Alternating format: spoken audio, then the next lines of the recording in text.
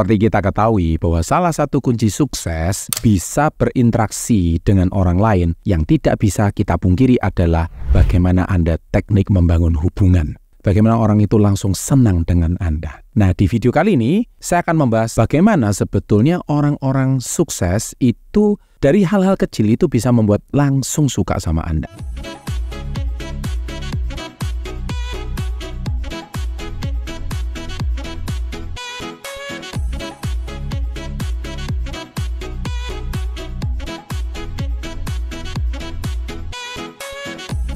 Welcome to Success Before 30, Business and Financial Mentoring.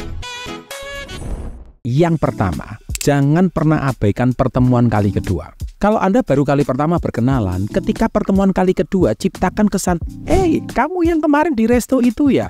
"Iya, aku kan sudah tukeran nomor WA sama kamu." "Iya, betul." "Waduh, hari itu saya percaya dengan ketemu sama kamu. Pulang itu saya betul-betul sangat bersemangat. Dan pulang itu saya sangat berkesan dengan kata-kata kamu malam hari itu." "Apa? Kata-kata apa?" "Yaitu kamu bicara satu kalimat, 'Jangan pernah menyerah.'" Wah, itu sangat membekas sama diri saya. Nah, itu orang akan merasa sangat dihargai. Dengan sebuah kata-kata kecil seperti itu di pertemuan kali kedua, Anda ucapkan kata-kata yang diucapkan, orang itu merasa senang. Itu hal kecil, tapi itu dampaknya luar biasa. Yang kedua, ketika Anda hari ini masuk ke dalam sebuah organisasi atau sebuah komunitas, Anda mungkin merasa asing dan aneh dengan kerumunan orang banyak. Biasakan Anda untuk bertemu dengan orang banyak.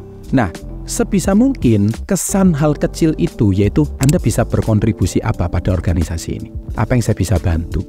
Jadi Anda bukan malah menarik diri seperti antisosial club. Ya, Anda seperti kayak orang introvert yang akhirnya bingung kalau lihat keramaian. Nggak seperti itu.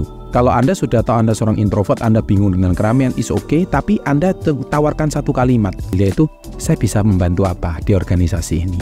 Itu akan sangat berdampak dan impact kepada organisasi tersebut. Nah, yang ketiga, ini juga tidak kalah penting. Contoh, "Pak, tahu nggak kemarin saya tuh suka loh dengan jas kamu. Dan kemarin kamu itu waktu pakai parfum itu, baunya itu luar biasa loh." Dia sampai ingat sampai hal seperti itu. Dan kemarin waktu kamu cerita soal adik kamu itu yang ada di Kanada, dan tahu nggak, itu gara-gara cerita itu, saya langsung kepikir kalau lain kali saya mau nyekolahkan anak saya di Kanada itu, saya langsung teringat sama kamu. Nah, hal-hal kecil seperti itu, orang itu merasa dihargai. Berarti dia menyimak cerita saya, dia mendengarkan kisah saya, dan dia betul-betul sampai sedetail apapun dia masih ingat sama saya. Dan ini memang butuh personal skills. Hal kecil seperti ini sangat disukai sama orang lain. Yang keempat, tunjukkan bahwa diri Anda itu bisa diajak bekerja sama. Nggak ada manusia suka diperintah. Nggak ada manusia itu suka dipimpin secara otoriter, terutama ketika Anda baru berkenalan.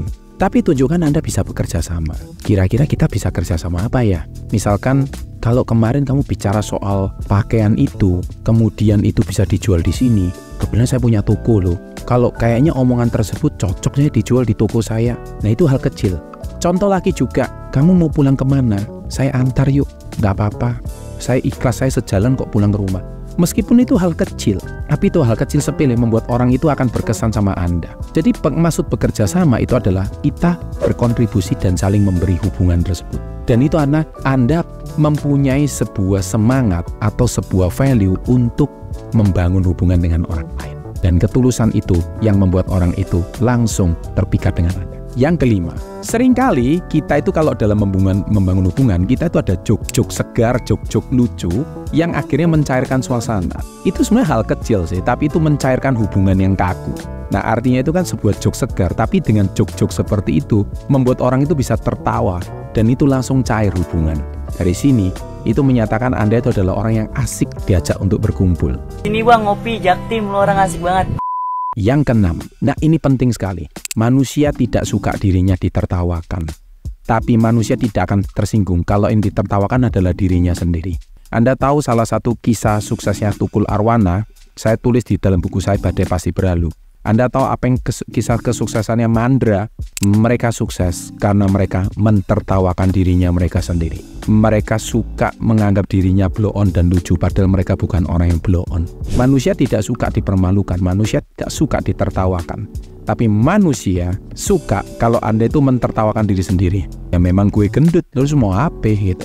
Tapi kalau orang lain ngomong, lu gendut amat ya. Nah, itu menyinggung perasaan orang. Tapi kalau Anda mentertawakan, gua ini udah gendut, tapi gendut gua ini bawa hoki loh. Nah, orang suka dengan juk-juk seger seperti itu. Lebih baik mentertawakan diri sendiri. Itu hal kecil, tapi impact-nya besar. Yang ketujuh, Anda harus mempunyai prinsip di dalam interaksi sosial.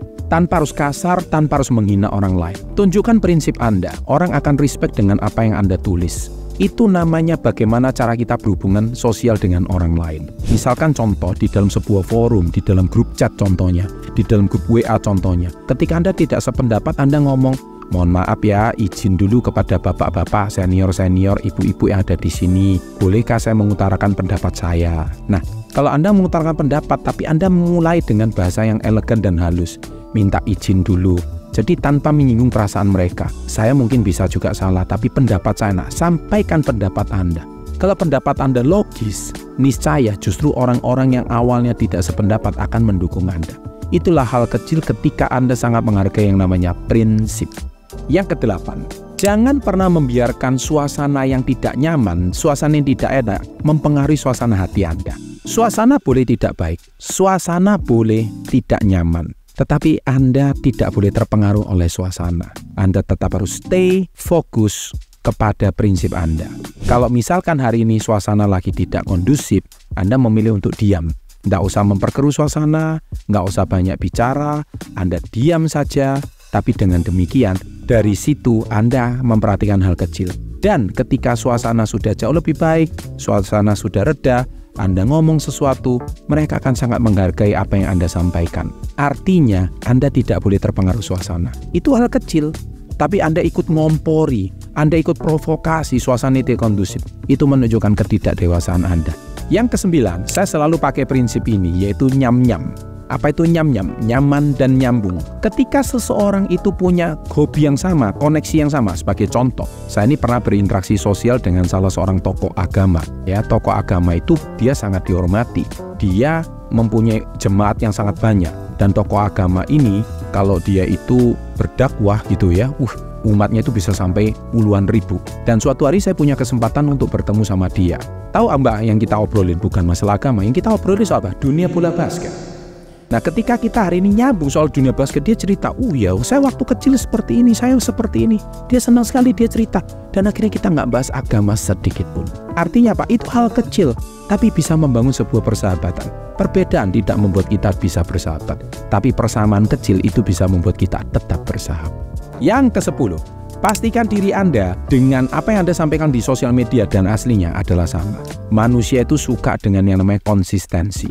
Anda jangan hari ini di kota lain bilang A, di kota B Anda bilang B. Maka Anda tidak konsisten. Orang sangat menyukai prinsip Anda. Orang suka menyukai keaslian Anda. Ketika semakin asli Anda, 5 orang yang Anda temui, 5 orang ngomong, wah orang ini memang karakternya demikian, maka Anda akan disukai. Berarti orang ini terkenal jujur, orang ini terkenal punya prinsip, orang ini terkenal punya sebuah dedikasi dan integritas yang bisa dipercaya. Artinya Pak, itu hal kecil. Tetapi Anda konsisten dengan apa yang Anda katakan, orang akan suka sama Anda. Yang ke-12, jangan pernah menggunakan kekuatan orang lain untuk demi kepentingan diri sendiri. Contoh, Anda baru saja berfoto bersama pejabat, tapi Anda memanipulasi orang lain demi kepentingan Anda. Contohnya, artis tadi loh yang telepon saya, dia mau ngajak ketemu sama saya, padahal aslinya tidak. Aslinya Anda mau ngajak foto sama artis tersebut, tapi Anda pamer di antara teman-teman Anda, seolah-olah artis itu yang menghubungi Anda. Seolah-olah Anda itu orang yang hebat, padahal sebenarnya tidak. Jangan pernah sesekali seperti itu. Ketahuan akhirnya kalau Anda itu cuma numpang pansos sama tenaran artis orang lain, demi supaya Anda terlihat sebagai orang penting. Oke? So please hati-hati dengan yang satu ini. 13. Bawa sedikit kejutan. Maksudnya itu kejutan itu apa? Contoh, misalkan ada orang itu mencapai sebuah prestasi, maka Anda nggak segan-segan kasih sebuah kejutan untuk orang lain. Kejutan itu hal kecil aja. Bisa bingkisan, bisa bunga, bisa hadiah. Itu mungkin nilainya nggak seberapa, tapi hadiah kecil itu menunjukkan apresiasimu terhadap persahabatan dan hubungan. Dari hal kecil tersebut, orang itu berarti mengapresiasi Anda. Orang ini benar-benar konsisten dan benar-benar membuat Anda itu bisa dipercaya. Dan orang ini sangat menghargai hubungan Anda. Meskipun orang itu tidak mengharapkan, tapi hal kecil tersebut bisa membuat orang itu tak terlupakan atas bingkisan dan kado Anda. Yang ke-14, temukan ketenangan dalam kedamaian batin Anda. Masih ingat sebuah kata-kata, harap tenang ada ujian. Ketika manusia itu banyak ujian, ketika manusia itu banyak masalah, manusia seringkali jauh dari kata tenang. Tapi belajarlah untuk tetap tenang.